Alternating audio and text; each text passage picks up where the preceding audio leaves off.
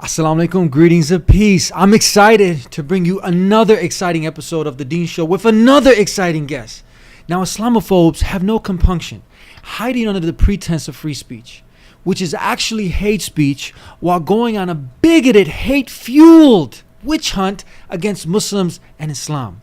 While my next guest, get this, my next guest was fired from his university job as a professor for critical thinking and asking some of the 6 why questions. And what are those 6 why questions? We'll be discussing and asking those same questions with you today, and let you be the judge. And we'll also be trying to get to the bottom of why did Alex Jones take a turn and all of a sudden start attacking Islam.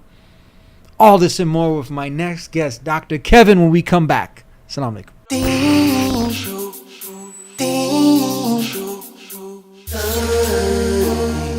Time for the Deen Show.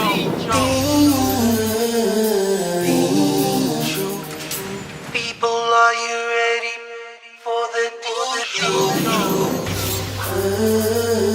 Deen Show. Time for the Deen Show. We got a very special guest in the studio here. I'm excited to bring on the show. We're going to be talking about some really interesting things here with Dr. Kevin. How are you, sir? Hey, it's good to be with you, Eddie. Thank you for being with us. Yeah, well, it's wonderful to be on your show. I've seen your show for years going back, and it's great what you're doing. Thank you very much. Thank you. Can you tell us how did you get into, you've written a lot of books, you've gotten into an area that many people would think is, there's labels. People call people conspiracy theorists, they make them look like they're crazy, whatever the case. Anyone who questions anything of an official story, it's like, okay, whatever the media puts out there, you got to swallow, what is that, hook, bait, and sinker, right? Yeah. And anyone questions anything, but you went down some rabbit holes. I'm going down all the rabbit holes. Yeah. It took me a while. Yeah. But I started going down rabbit holes when I was, 16, 17 years old, and discovered that the JFK assassination was a coup d'etat in the United States. I realized that American democracy was not quite what we were being told it was. And that didn't completely change my life overnight. I still went through a normal kind of academic career track, looking to be first an English teacher, French teacher, humanities teacher. And then I came to Islam in 1993 and decided to learn Arabic. So I got into my PhD program. Mm-hmm. And I was planning to be just kind of a normal professor. But after 9/11, a couple of years after 9/11, actually, at the end of 2003, I looked into 9/11 closer after hearing that David Ray Griffin was working on it and saying it was an inside job. And so I looked at that evidence and was convinced and realized that this was so important that it was worth pursuing. And so I've been jumping down all the rabbit holes ever since. Why was it so important? Well, this launched a new era, not only in American politics, but in world politics as well. We're now living through the so-called clash of civilizations, which is basically a war on Islam. And as Muslims, we know that we are obliged to stand up for what's right, to enjoin the good and forbid the bad, to speak truth to power, to follow the example of Prophet Muhammad, peace upon him. He and his companions were in a much more difficult situation than we are today. They were under oppression by an oligarchy that was mistreating people. And that's the real example of Islam at the ethical level. And I felt obliged to follow that. I couldn't see myself spending 7 years on the career track, keeping my mouth shut about this. So I started speaking out, and all hell broke loose. So you were how can you define your career at that time? How old were you at that time? Oh, I would have been in my 40s, I guess. So you were a university professor?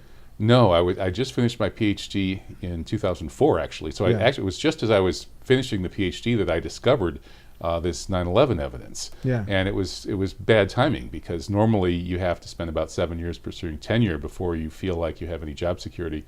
But I couldn't see keeping my mouth shut for 7 years. Yeah. So were these some of these are called like the 6 whys. We'll get right into that. And then we want to go into some history, because you're also a historian. Well, I've become a sort of an amateur historian. My training is not so much in history. I've been trained in journalism, languages and literature, humanities, and area studies, and to some extent religious studies. But all of that, of course, is all tied in with history. So I've been looking at what you might call hidden history the last decade or so. Because many people we're in the same position, because they know because Islam is the fastest growing way of life in the world, according to the Guinness Book of World Records. Many people, they connect with it. It makes sense. And they go down that spiritual rabbit hole, and they find out, wow, Islam answers all the questions to the purpose of life. Why am I here? Where am I going? Would I die? It's a peaceful way of life. It calls for, so many great things. And to have it, attributed to one of the worst things in American history, we take strong offense to that. So was that a catalyst where you took off to see, like, hold on, where could any person get the audacity to try to use Islam and to justify such an evil act? Yeah, I guess I saw that what the authorities are saying about Islam and the reality of Islam is very, very different. And so that's I guess by coming to Islam and seeing that, that opened me up to going one step further and seeing, well, if they can lie about Islam, if they lie about JFK and these other events that I've learned about, it's possible they could be lying about 9/11. But honestly, for 2 years, I didn't realize that they could have done something that audacious. I figured it was something relatively minor. Maybe they steered and infiltrated these hijackers or something. But the whole 9/11 story never really made sense to me. But I just didn't get into looking really closely at it for 2 years, and I feel really stupid about that. How could I have been sleepwalking for 2 years actually believing this official story? Most of my Muslim friends in Madison, Wisconsin didn't believe it from the get-go. I was the only one who said, well, let's wait and see how the evidence shakes out. But yeah, you're right, that any of us who've actually looked into Islam and seen this completely different picture, the reality of Islam, which, as you say, it's the best preserved, authentic tradition of the divine revelations that have been sent down. It's well preserved, and it offers essentially perfect guidance. Anybody in the world who practices Islam can have their spiritual level uplifted, and seeing that it clears up the misconceptions of the earlier brands of monotheism by giving us the true oneness of God, by telling us that these are all messengers who've come and brought God's word to all these different people. And here's a way of life that's simple, straightforward, makes sense, has profound ethical implications, and essentially really straightens people out and straightens societies out to the extent that it's actually practiced. All of that is so different from what we're fed in the media that, yeah, it's another rabbit hole as well. Yeah. What do you think about this term when people, as soon as you question, we're going to get into some questions. They're just questions that should be addressed, I think. But when you're called, or have you ever been called a conspiracy theorist? Have I ever not been called a conspiracy theorist? If I got paid $1 for every time I've been called a conspiracy theorist, I'd be a rich man. Now, there are people who, they come out with some crazy, theories, conspiracy. I'm not one of them. But there's questions, and I'm going to get into some questions that are very important. But what do you think of the term when someone as soon as you ask a question, someone will label you a conspiracy theorist? Well, that's a thought stopper. What they're saying is, we don't want to even think about what you're talking about. So here's a way to not think about it. And interestingly enough, this thought stopper was invented by the CIA. There was an actual CIA memo that was sent out to all of the CIA's assets in American journalism and world journalism in the mid-1960s. And it ordered their assets to start calling the people who were investigating the JFK assassination, quote-unquote, conspiracy theorists. That's where the term comes from. So the conspiracy theory about the term conspiracy theory is one of the many conspiracy theories that are actually true. So if someone called you a conspiracy theorist, which they have, do you agree to that term, or you say, no, I'm not a conspiracy theorist? What do you say? I would say I'm a conspiracy realist. The most commonly prosecuted federal crime, Eddie, is conspiracy. The federal government admits that there are conspiracies all over the place, and they prosecute a few of them. So we all know that conspiracies exist. A conspiracy is simply more than one person who working to accomplish something that's illegal or unethical. Happens all the time. Look around, folks.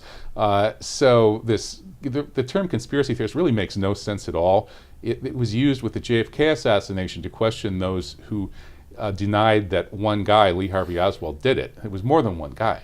But today it makes no sense. With 9/11, we all know more than one guy did it. The official conspiracy theory holds that it was 19 guys with box cutters led, not just guys, 19 pork chop loving, whiskey drinking, cocaine snorting, stripper dating, crazed, cocaine freaks who patronized Jack Abramoff's casino boats and kept flying to Las Vegas for gambling junkets, but they were also radical Muslim fundamentalists. That's the official story. Those 19 guys, led by a man on kidney dialysis in a cave in Afghanistan, Osama bin Laden, somehow caused 3 buildings to vaporize at free fall acceleration using box cutters. That's the official conspiracy theory. It is a conspiracy theory. It posits a conspiracy of at least 20 people.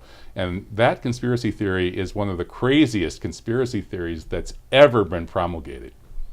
Well, isn't there a new poll, or there are several polls that most Americans now, over 50%, some as high as 80, 85%, don't believe the official story? Yeah, the polls are kind of all over the place depending on how you ask, but there's one very clear poll from 2006. It's a Scripps poll that found that 36% of Americans said it was likely that 9/11 was an inside job designed to trigger the wars in Afghanistan and Iraq. So 36% of the American people, that's over 100 million people who say that. And there's another poll that shows that 84, 85% of the American people don't fully believe the government's version. Yeah. Alex Jones? Oh, yeah, do I ever. I was in his studio once. You were? Yeah. Why did he take a turn?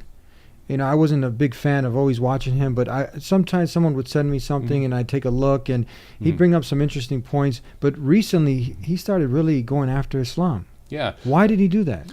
Well, he took a total turn in another direction. There are 2 theories about this, and I don't know which is right, or maybe neither, but the 2 I've heard, one is there's a whole school of thought that emphasizes that Alex Jones has always been kind of covering up for Israel.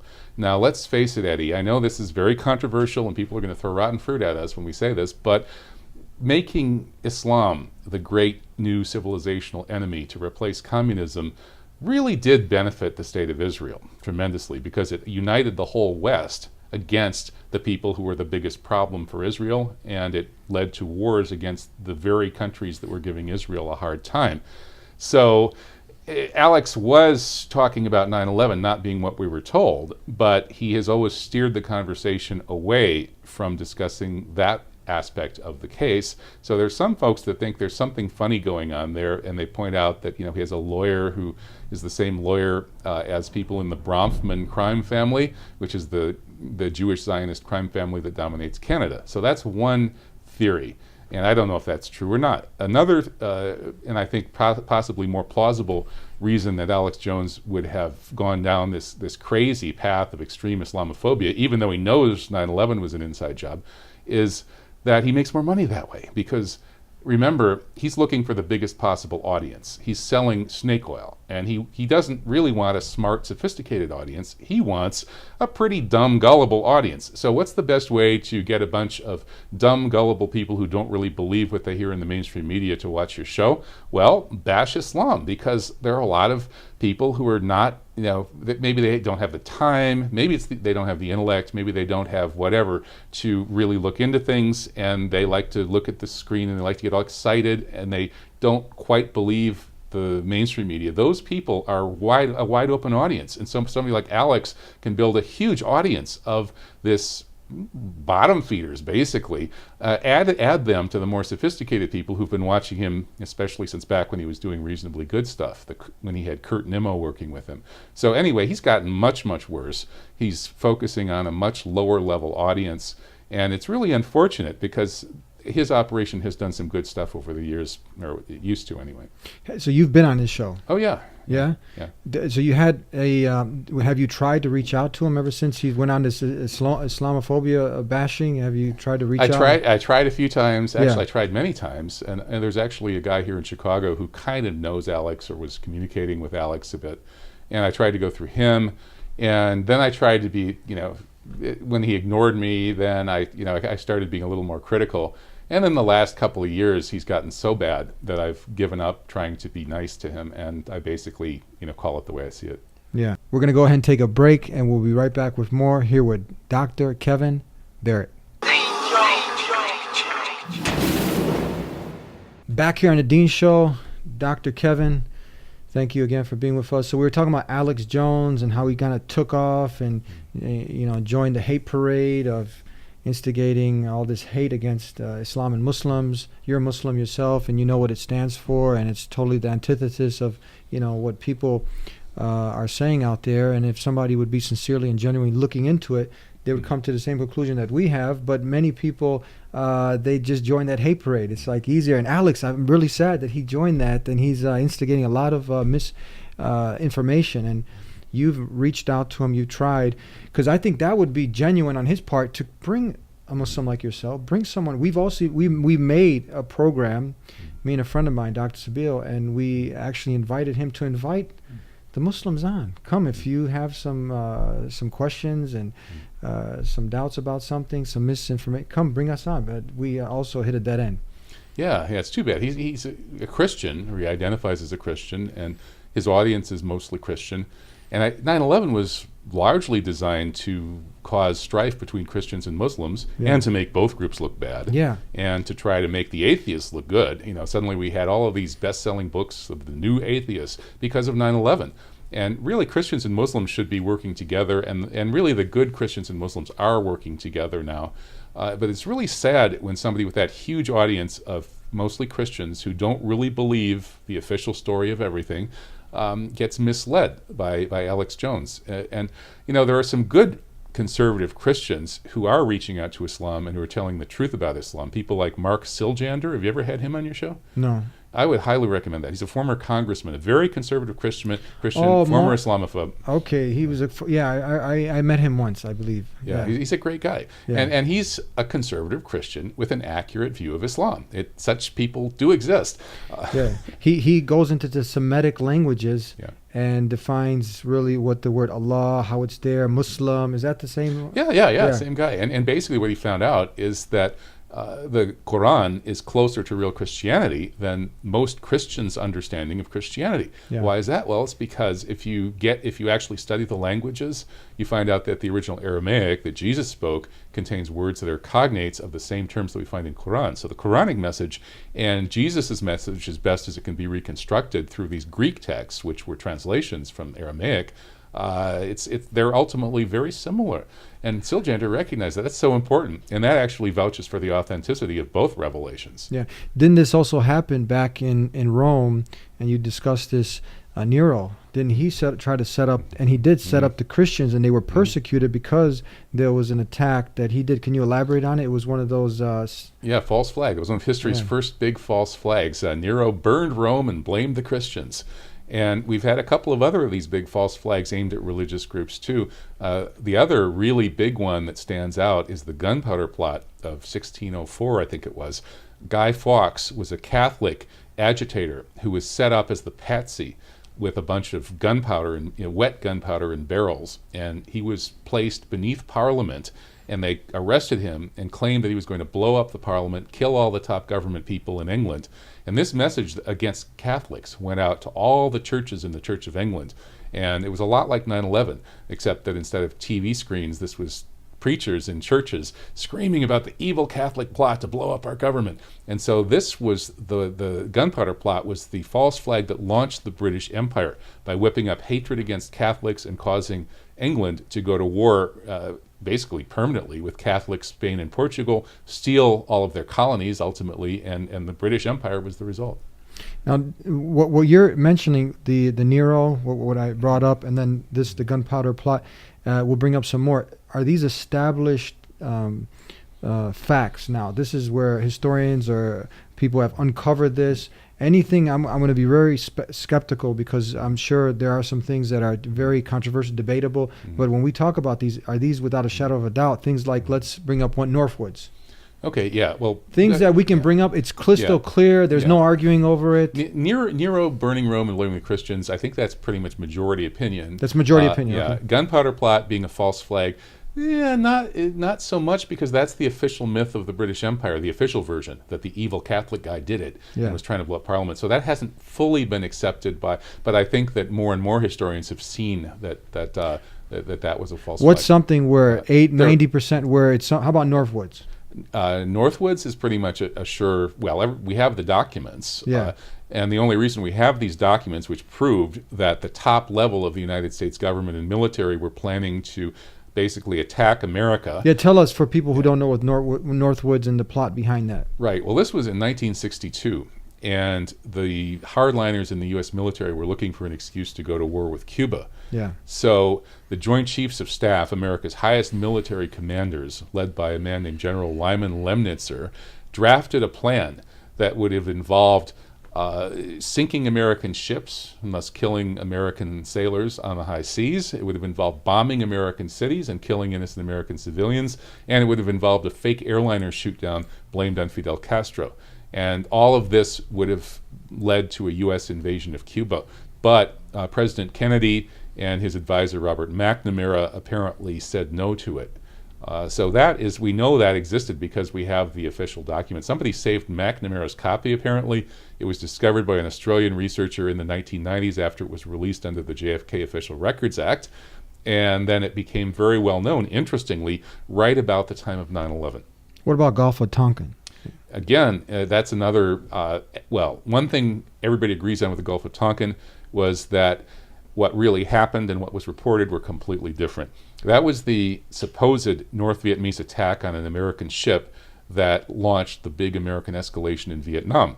However, all historians today admit that there was no such attack. So the only question is what really happened. There was maybe a little bit of a skirmish with a North Vietnamese boat, and then there was the American boat was firing into the sea, basically. This was then reported as if it were a serious attack by the North Vietnamese. All historians agree that it wasn't.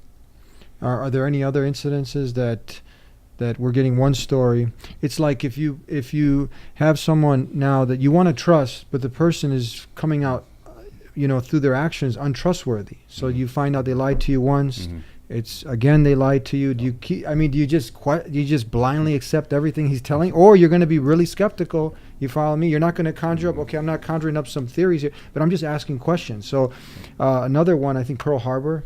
Right. That's one that's still debated. That's debated. So we won't. Okay, if you want to get into that a little bit. Well, just briefly. The argument is that Pearl Harbor, which turned American opinion around upside down and brought the U.S. into World War II. Prior to Pearl Harbor, 80+% of the American people didn't want to get into World War II. And then there was a huge Japanese sneak attack out at Pearl Harbor, Hawaii that killed 2,000+ American sailors and gave us these amazing images of ships blowing up that looked a lot like 9/11. And the official version of that is that it was just a Japanese sneak attack. But the almost certain reality, which historians, maybe a third to a half of the historians probably would admit this, at least privately now, and the rest would be lying.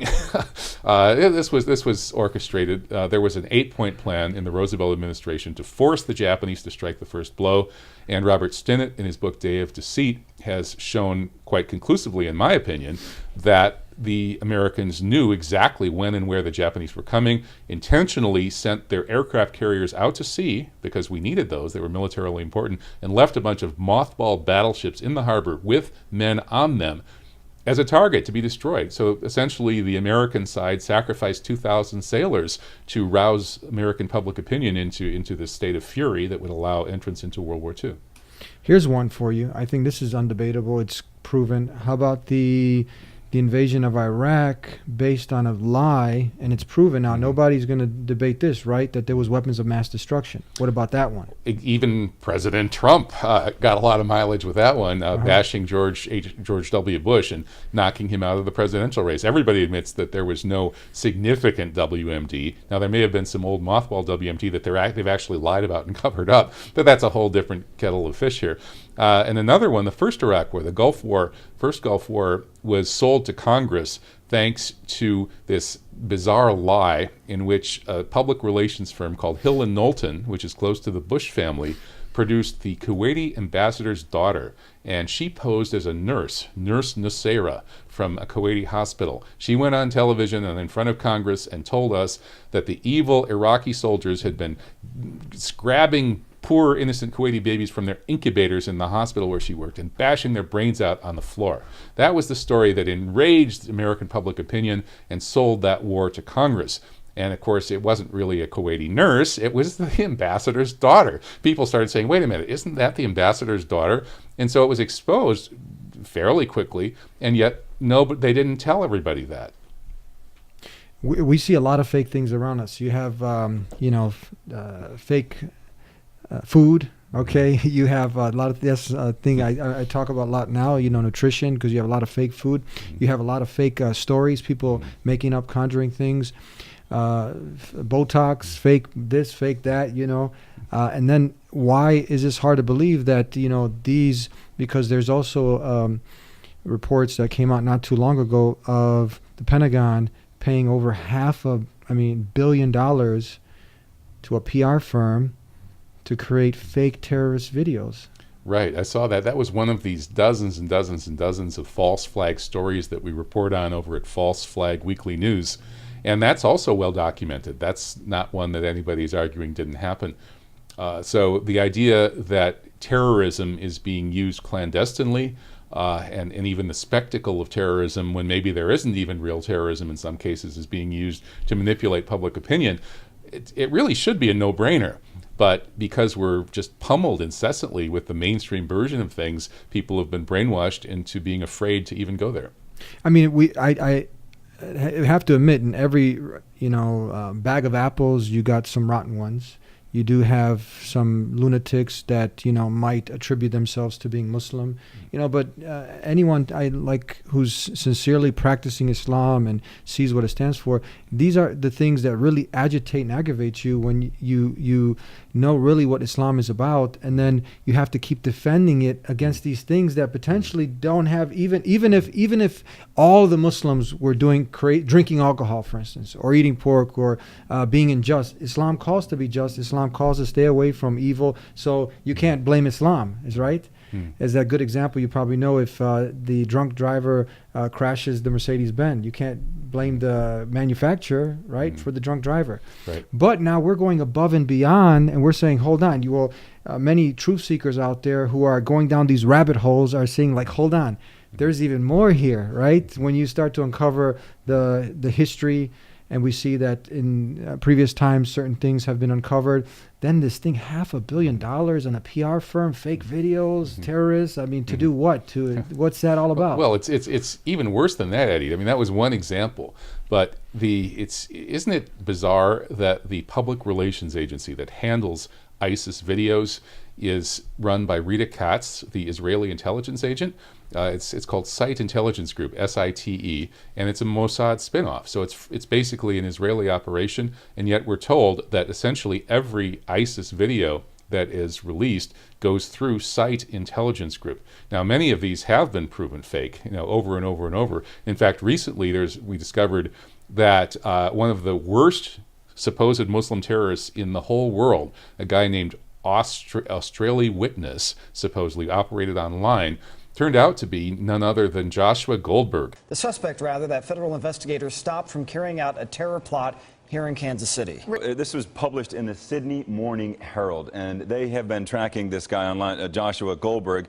A young Jewish man operating out of his basement in Florida who's been impersonating evil Muslim terrorists and evil white supremacists and people like that all over the world. Just like this new guy in Israel, Kedar, that was just arrested. An Israeli teenager has faced court accused of targeting Victorian schools with hoax bomb and shooting threats. He's alleged to have made more than 2,000 calls as part of a worldwide campaign to spread fear and alarm. Michael Kedar is accused of spreading terror across the globe. For thousands and thousands of threats against Jewish community centers was actually a Jewish Israeli kid, a young man, whose uncle was a high-up guy in Israeli black operations intelligence. So we've seen so many of these cases.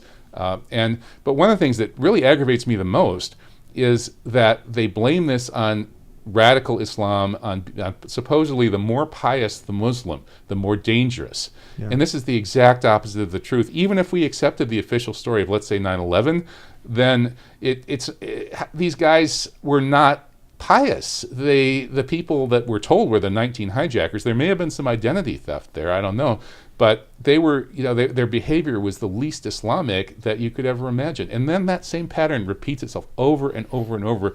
In so many of these cases, the patsies who are blamed for these supposed radical Islamic attacks are people with radically un-Islamic lifestyles. There's stories you can't believe. The mastermind of the Paris attacks in November 2015 was in a car. So they were all drinking and smoking big joints, and they got pulled over as they were fleeing the scene of the crime, heading to Belgium, I think it was, and the cops just let them go and waved them on. And so what we're seeing in these cases over and over is that these patsies, the supposed radical Muslims who were set up to take the blame for these things, are marginal characters. They're kind of low-life characters, often from Muslim backgrounds, but very rarely serious Muslims, and they get involved with organized crime, drug trafficking, the corrupt side of the police establishment, the intelligence establishment. They get manipulated, and they get set up. I think now we're going to take a break, but we can get past the ad hominem attacks. Many people will start, attacking the person who wants to bring up questions. But I think now we've proved something that, okay, if we can't trust this person, whoever's bringing these claims, we've shown some examples through history, and then we gave the big example of the just outright lie of, that Bush with the whole weapons of mass destruction, which over 2 million innocent people over a span of 10 years were killed. We should have a right to ask some very important questions without being labeled, whatever label. I think, is that a fair assumption? Without I would think so. It's common sense. And we have some whys, some of the top, we'll call them the top 6 whys that have to do with what we're talking about. Because that was a catalyst, this evil event that Islam condemns, Muslims condemn 9/11, and we're going to be asking the 6 whys with our special guest here, Dr. Kevin. When we come back, don't go anywhere. Back here with Dr. Kevin Barrett. The whys now. Are you ready? Why are over 2,500?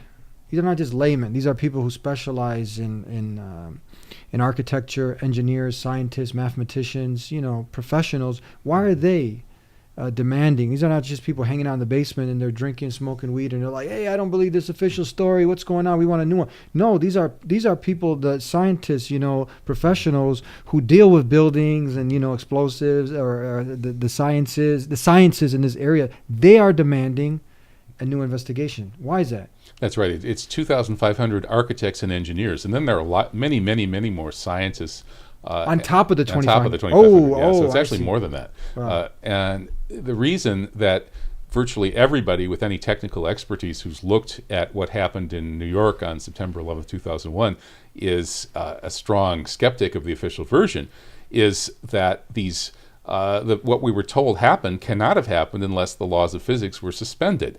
Now, as Muslims, we will admit that there is such a thing as miracles, that's in our tradition, but the idea that these buildings would be demolished miraculously with the laws of physics suspended seems highly unlikely. And so all of these hard-nosed architects, engineers, and then these other scientists are all saying that actually, if you sit them down privately, they'll tell you that the official story is not just false, it's preposterous. The next why is the third building.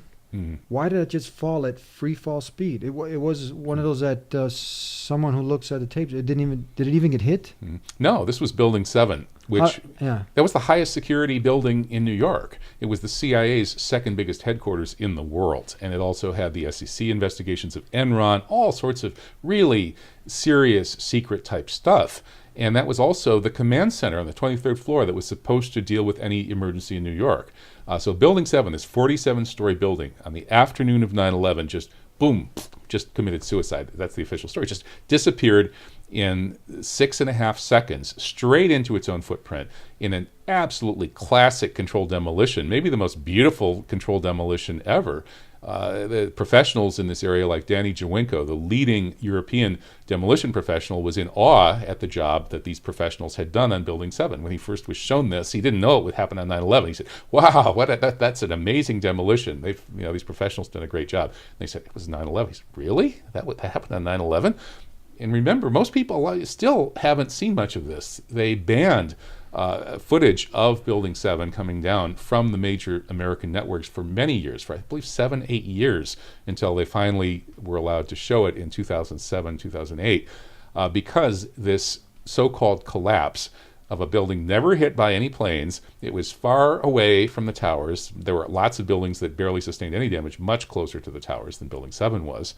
And it took the government years and years and years to come up with some ludicrous pretext for what happened to it.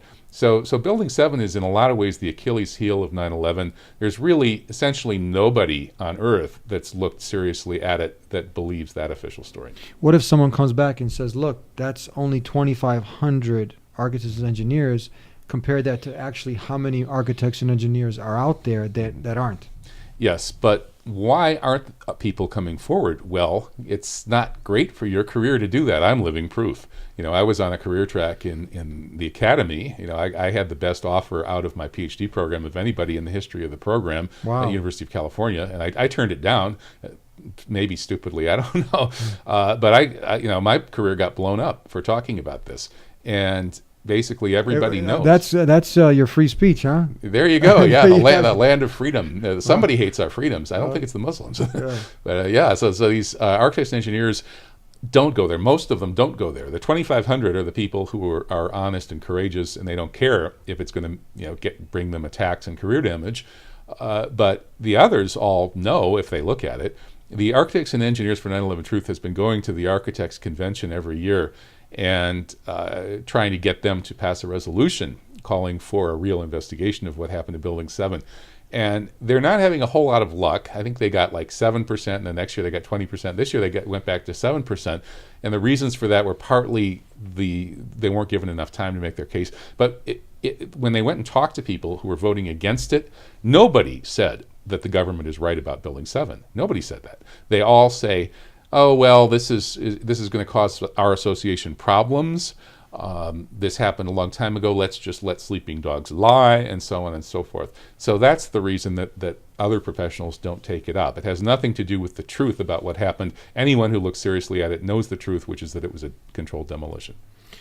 That's interesting. If you ended up getting fired, I mean, you see a lot of Islamophobes, and many people will come out and they start really going at it with the whole free speech and express. But as soon as you express yourself and you ask questions, you lose your job.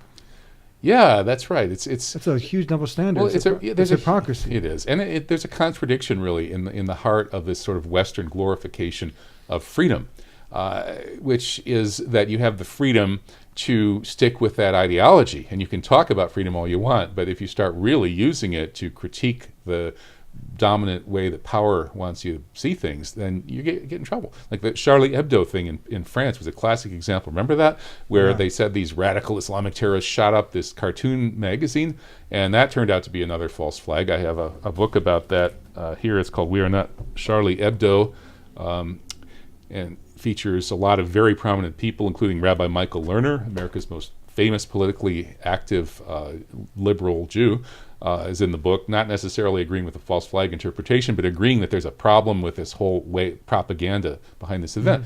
And that Charlie Hebdo thing was all about liberté, freedom, right? This is the West's official ideology. These cartoonists should be free to blaspheme and to say horrible, disgusting, obscene things.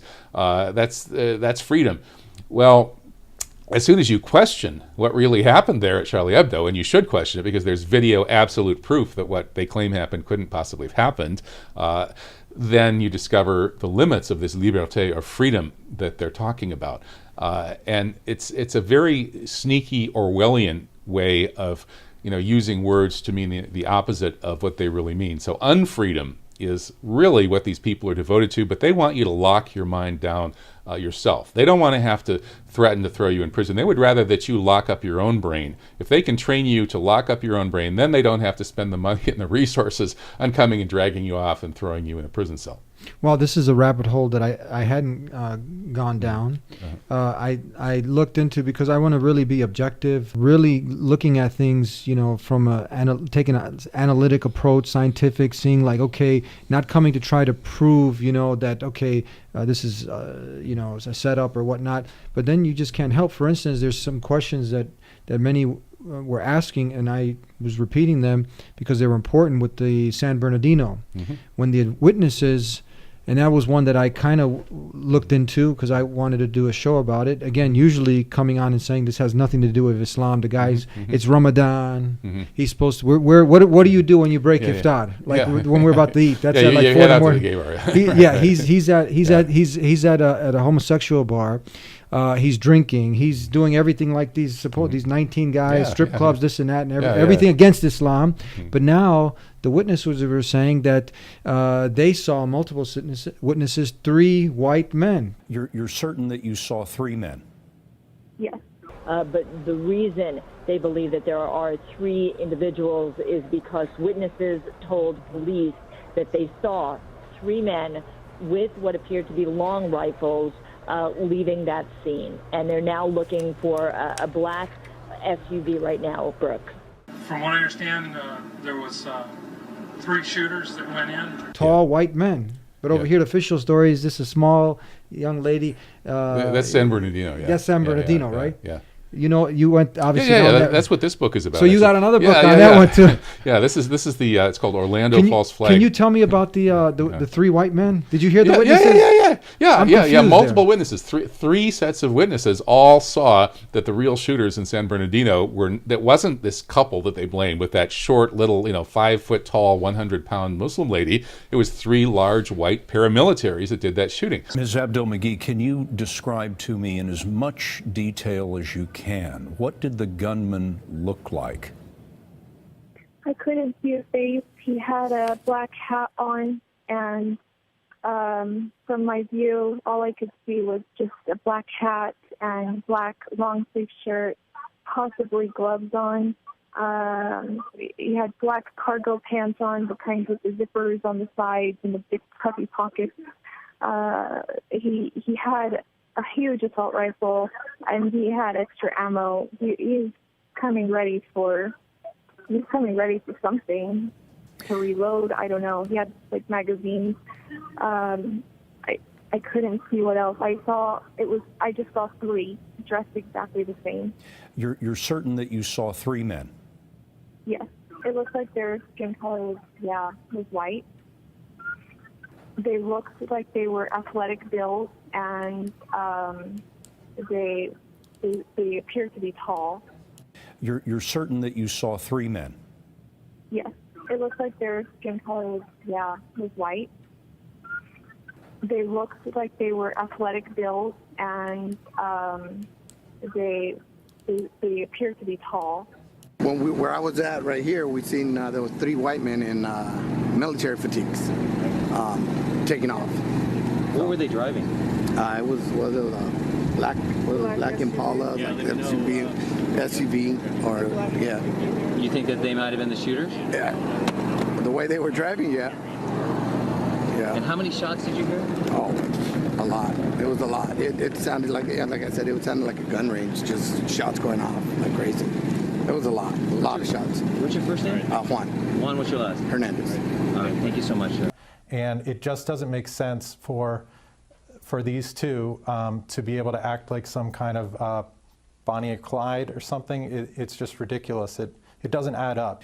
And that's not just one person that said it. 3 different witnesses all said that. They were recorded. You can watch them say it on YouTube.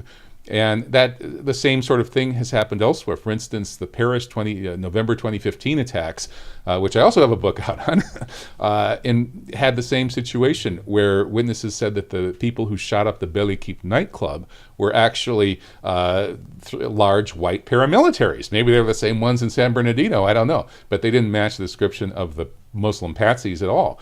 So yeah, we see this pattern over and over, and somehow we're bullied into not talking about it.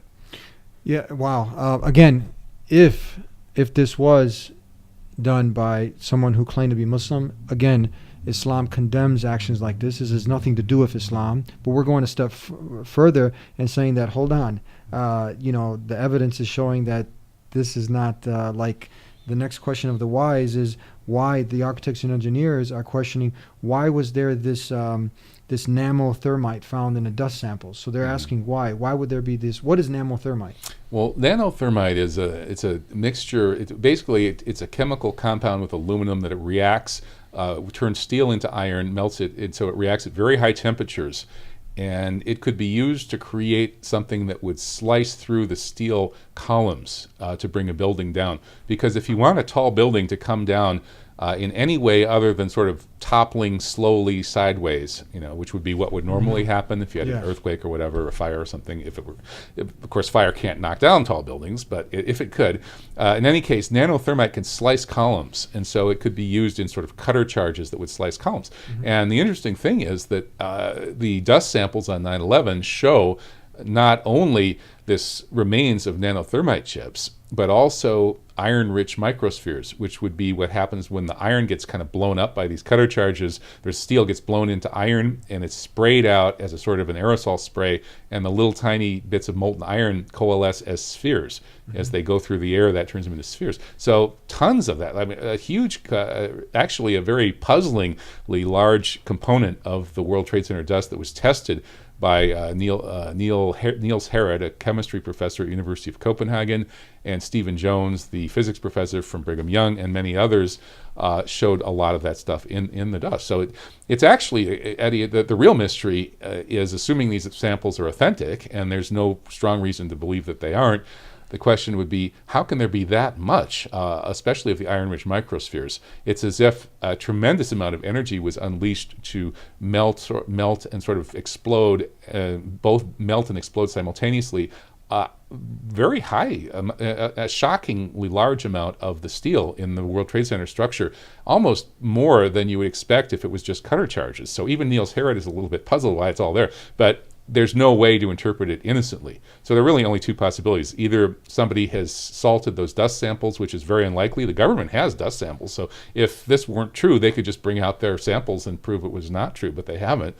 So the other explanation is that these buildings were explosively demolished, which happens to be provable in many other ways as well. They're also asking one of the whys is, why was 163,000 tons of concrete pulverized? Right. See, the amount of energy available from gravity as a building comes down, it's that you can quantify it, and you can figure out how much of it would be used to sort of break up the building as the slab on top falls on the next slab. And what we saw with these twin towers was a very sizable proportion of the concrete was blasted out, just blasted to smithereens in pyroclastic cloud formation. These are the kinds of sort of hot slurry clouds that come out of volcanoes. And so a tremendous amount of energy went into pulverizing this concrete. A sizable amount of the concrete dust that was found is like talcum powder, sub 100 micron units of concrete. So again, massive amounts of energy unleashed, far beyond what you would get from gravity. And if you just look at the pictures of these twin towers collapsing, they're not collapsing, they're exploding. Look at it again. Boom. You can see these gigantic 100-ton steel chunks of steel framing being blasted upwards and outwards to impale themselves on neighboring buildings. And it's happening in a perfect symmetry. It's symmetrical.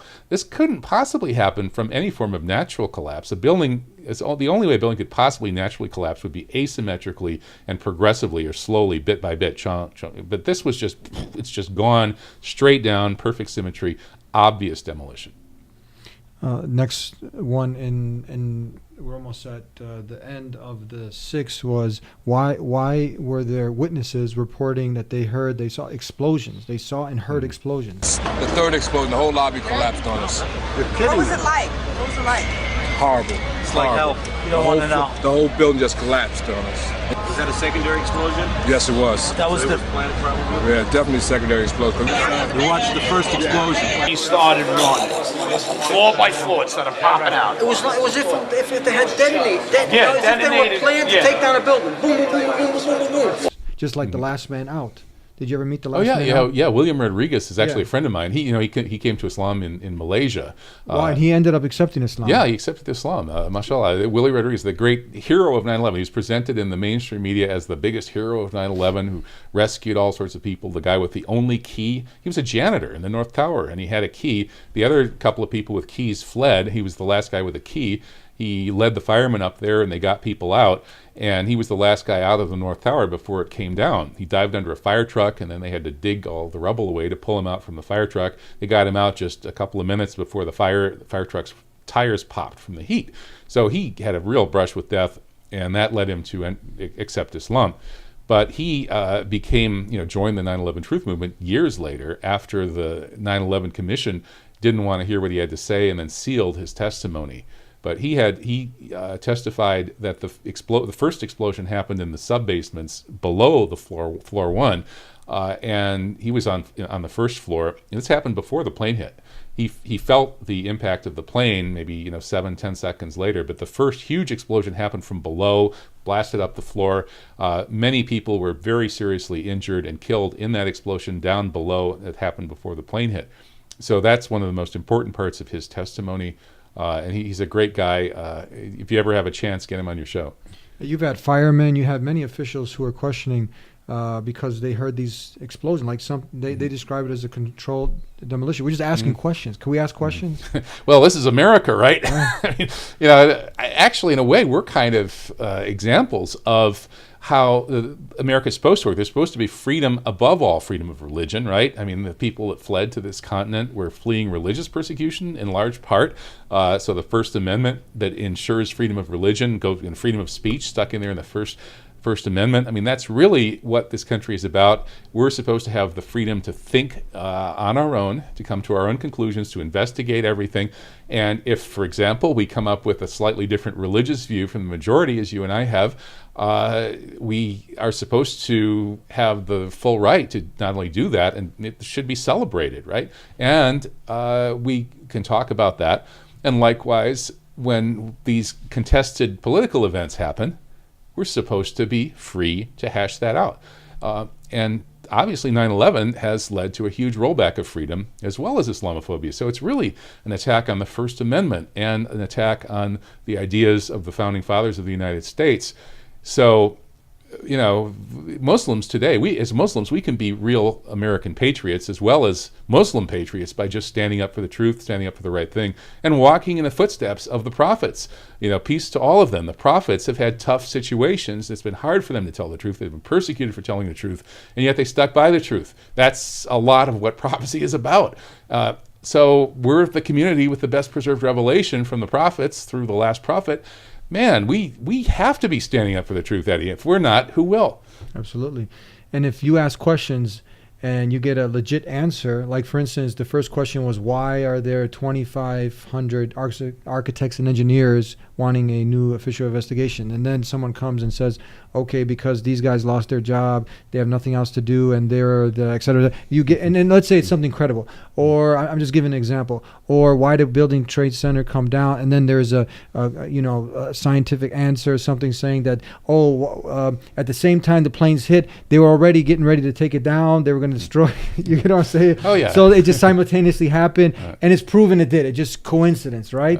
I'm just giving an example, but that's not the case, right? Well, yeah. See, or the thermite. What's that? Oh, they were doing some experiments in one of the rooms, and then when it came down, these were just remnants of that.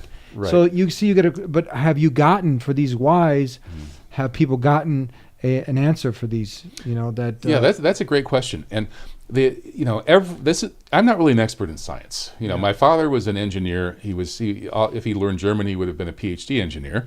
And I grew up dealing with some of the stuff he did, and so I'm not completely, I'm not exactly your average humanities guy as far as completely ignoring science and engineering, but I am an expert in arguments. That's what we do in the humanities. We learn to argue, sort of like lawyers, except with a broader scope. And what I do is I look at the arguments. I did this back when I was a kid with the JFK assassination. Okay, here's one group that says the president, there's a Zapruder film, shows the president's head snapping backwards. He's hit from the front. And they say, here's Life magazine photos that published those frames in reverse to make it look like he was shot from the back. So I look at that, okay, what does the other side say? The other side says that, Life magazine just made an innocent mistake and reversed the order of the frames. And then and then the official story is that this magic bullet did an amazing trajectory to hit these two guys in all these different parts of their bodies, turning around in midair and all this. So essentially, you look at the two sides of the argument and you say, well, which is the better argument? And it was obvious in the case of JFK, and I could see that when I was 16 years old. And with 9/11, it turns out to be the same kind of situation. And for people who want to look at both sides of this argument, see whether the debunkers, quote unquote, say, and whether the advocates of the 9/11 truth movement say, a really good resource is the film, it's called September 11th, The New Pearl Harbor. It's by an Italian guy named Massimo Mazzucco. So if you were to feed that into a search engine, September 11th, The New Pearl Harbor, you find this series of films. It's 6 hours altogether, but you can watch it bit by bit. And he carefully considers what the different sides say in these arguments. And of course, he concludes, as I have, I think the evidence really speaks for itself. You don't have to be an expert in arguments to figure most of this out. Most people who argue this, they haven't really looked at the evidence, have they? Exactly, yeah. See, the way they can get away with this kind of thing is by scaring people away from taking a serious look at the evidence. Yeah, that's amazing. And at the end, when you look at what this was a catalyst to, the motive behind, obviously, this doesn't benefit Islam. It doesn't benefit Muslims, the least. This is not good for business, right? But is it good for business on the other end? Well, no kidding. I mean, if you look at Sherlock Holmes, we don't have to bring him into this, do we? Well, I mean, what's the motive? Who gets the benefit? Where's the money go? Well, we even have this document that was issued exactly 1 year before 9/11 by Project for a New American Century, which is all of the hardline militaristic neoconservatives. And the document was called Rebuilding America's Defenses. And it basically said we need to do preemptive invasions of the Middle East, and we need to double our military budget. And to do this, it's not going to happen anytime soon without, and this is like a direct quote, some cataclysmic and catalyzing event, such as a new Pearl Harbor. So that was issued 1 year, almost to the date, before 9/11. And so we have evidence that this group of people who dominated the Bush administration, they were yearning for an event like 9/11. So they could double their military budget and they could launch these wars of aggression in the Middle East. And a lot of other people benefited as well. Of course, all the contractors, all of the people who benefit from military money, which is all plundered from the American taxpayer, they made out like bandits. The people who want the government to be a tyranny that can totally control its citizens' minds and, spy on them and everything, those people benefited. A long list of people benefited. The people who are basically committing a very aggressive invasion and occupation and ethnic cleansing of the Holy Land in Palestine, that is the hardline Zionists, benefited tremendously, probably more than anyone else. So there was a long list of these folks who benefited from this. And of all the people who didn't benefit or who lost, the single biggest group would be the Muslims, and especially the Muslim sort of anti-imperialists and anti-Zionists, the Muslims who were committed to trying to free the Muslim world and to develop the Muslim world and to have an autonomous Muslim world. And to do that, we would have to kick out the riba banks and corporations that dominate that part of the world, and we would have to make sure that the local people in the Muslim world have control of their own resources and benefit from their own resources, right? Those are the so-called anti-imperialist and anti-Zionist Muslims. I'm one of them. And we lost from 9/11. Life has been very hard for us since 9/11. So it's really obvious who won and who lost. So just from that, on that basis, I think, and the fact that every single major American war since the Mexican War in the 1840s has been launched by some kind of big public relations stunt, it doesn't take an expert to see that they should have to prove that it wasn't a false flag. We shouldn't have to prove that it was. Now, is that where you just stay away from, because that would be someone jumping into being a conspiracy theorist because he's trying to figure out how people conspired, because you have all these departments. Mm-hmm. So is that where you just asked, you were just asking the questions, or are there some people, because some people can't wrap their mind around how could everyone be in cahoots now? All these departments, everyone working together to have this unhatch. Yeah, that's one of the first kinds of skeptical responses we get when we talk about this. Well, how many people could have worked together to do this, and wouldn't somebody have talked? There are a lot of possible answers to that. There are cases where huge numbers of people have worked on secret projects and nobody's talked. A classic example is the Manhattan Project. Tens of thousands of people knew classified stuff about that, and nobody talked. They built the nuclear bomb without spilling that secret. And Operation Northwoods, that was mentioned earlier, a plan to mass murder Americans in a fake series of terrorist attacks to launch a war on Cuba in 1962, was kept completely secret from 1962 until, by very bad luck for the bad guys, one document happened to be uncovered in the late 1990s. So there's another example where a very nefarious plot that would have involved huge numbers of people, and it was ready to go in a month, was kept completely secret for all of those decades. And one could cite many, many other examples, but the short version is, yes, they can keep secrets. And the other thing to point out is that, the people that did 9/11 probably thought they were doing the right thing. They have a particular view of the world, and they see themselves as serving the country in some cases, another country in other cases, and the world. I mean, there are people out there who very strongly believe that the only way to world peace is a one world government, and that the best way to get a one world government is to strengthen the big central institutions, the banks, corporations, and military that are strongest right now, which would be the West and US and West. So by unleashing those forces and trying to go out and grab a world government, we'll be imposing world peace, and that's a wonderful, glorious project. That's one ideology. And then, of course, as you know, there are many people who don't like Islam. Islam is coming back. It's really going strong in the 80s and 90s. And there are people who honestly have this anti-Islam view. They're afraid of Islam for many reasons, and the powerful people have really good reasons to be afraid of it. If Islam takes over, no more usury banking running the world.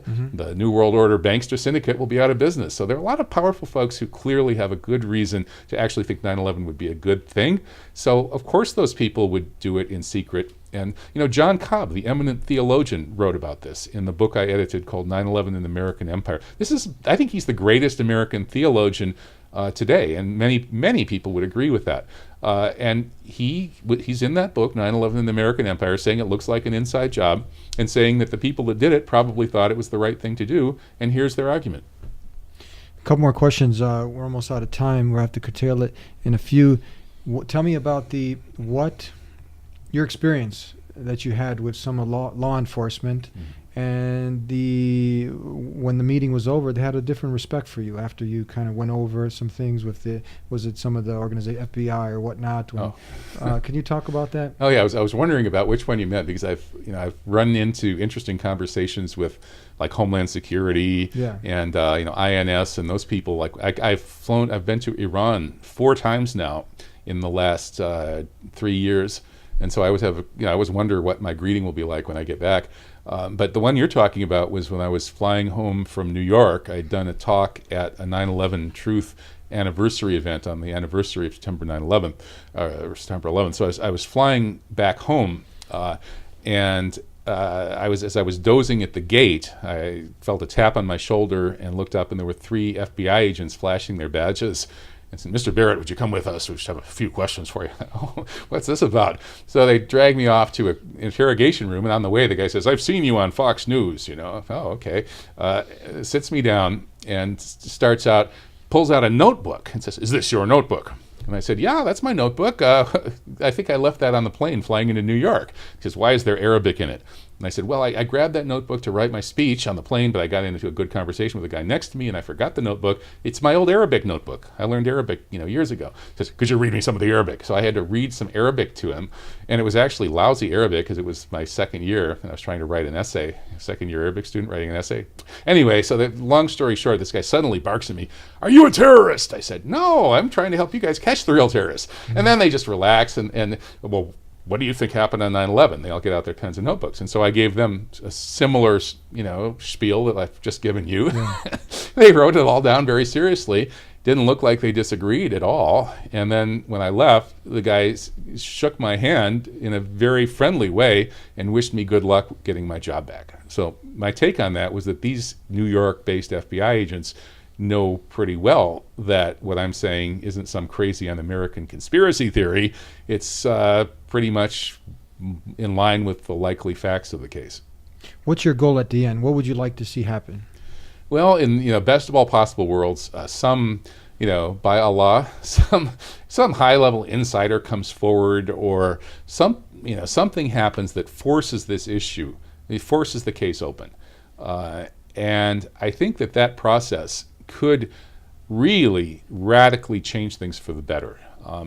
I think a Truth and Reconciliation Commission, a bit like what happened in South Africa after the apartheid era, would be one way to go, and probably a good way. Trade truth. If you give us truth, we'll give you leniency or even amnesty. Get that truth out, and I think that would end the current era of extreme Western and Zionist imperialist attacks on the world. We're looking at it right now. We're facing World War III with Russia, with China, with North Korea, not to mention what's going on in Syria and the Middle East. And all of that is really, it's aggression coming out of our side here, and so we're sitting here in Chicago, USA. It's our responsibility to try to get our side to tone down before we blow up the world. And what better way to do that than to force them to admit to the American people and the people of the world that 9/11 wasn't done by radical evil Muslim evildoers. It was done by the folks who wanted to launch this aggressive war on the world. And the result of this, I think, would be the United States would turn towards peace. We would take that money that we're throwing away on the military for no good purpose right now and use it to rebuild our infrastructure and to save the environment, solve the world's environmental problems. And I think that the rest of the world is really ready for a multipolar, peaceful world and would be very happy if this happened and would go along with it. And then I think this would, last but not least, also force a reasonable settlement to the situation in occupied Palestine. So I think that we would have innumerable benefits, and of course the Deen of Islam would get a whole new look, a whole fresh perspective. People would say, wow, this is not what we were told. Tell us about Islam, and your audience would skyrocket. Tell one more.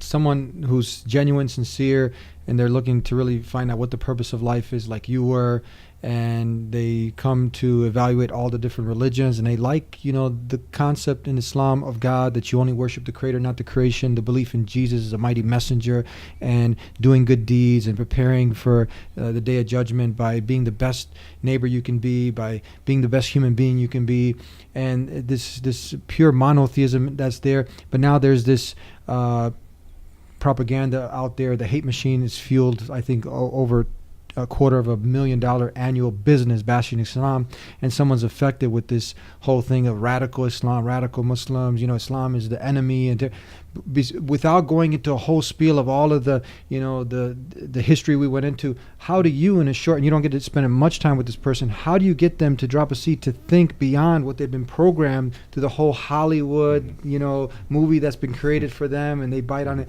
How do you get them out of that? Well, it depends who you're talking to. The first and most important thing is to see who you're talking to and kind of communicate on their level.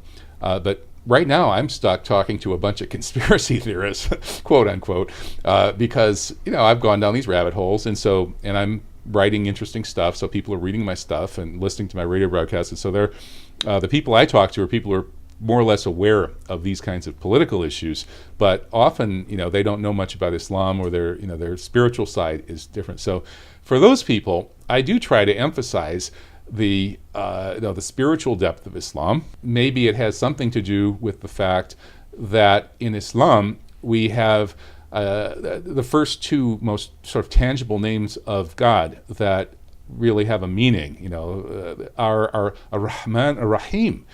What that comes from the root for womb, and translate it as the, you know, compassionate, the merciful, whatever, the all compassionate, the all merciful. It has to do with the love, the loving mercy and loving compassion that is the kind of love a mother feels for her children. This is really interesting. So our vision of God actually is not the masculine vision of the Father and the Son and the Holy Spirit, which is it's kind of an all-male reproduction fantasy. It's very it's on one side, and it's missing another side of the divine. So I talk about this kind of thing to make people sort of rethink, because there are a lot of people out there now who realize that the Trinity, like most of the Christians I meet don't get the Trinity. Most of the Christians I meet, or especially the more sort of high-end, you know, educated people, see that there is this kind of, you know, religion has been like too male, whatever, macho, patriarchal, they say. Well, maybe that's partly because of this God the Father metaphor, you know, and maybe that's not, maybe Islam is right. Maybe that's not the right metaphor. So this is the sort of thing I talk about to my audience. But if I were just sitting down sort of an ordinary person, I would hope that just by, you know, trying to be a good example, a good neighbor, an honest person, speaking the truth as I see it, friendly and relatively non-judgmental. You know, I don't want to be judging on my non-Muslim neighbors and friends too much for some of their things that I would like to see them ultimately change.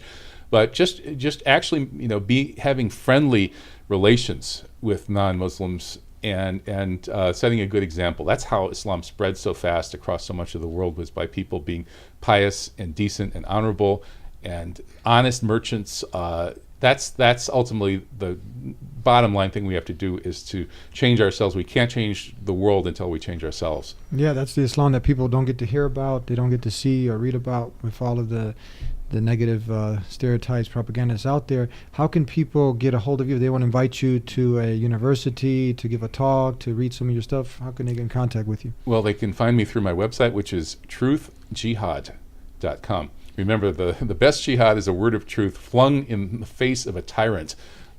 So that's my idea. We shouldn't. The time for bloodshed is over. The weapons are too big and nasty. You can't fight wars according to Islamic rules very well anymore.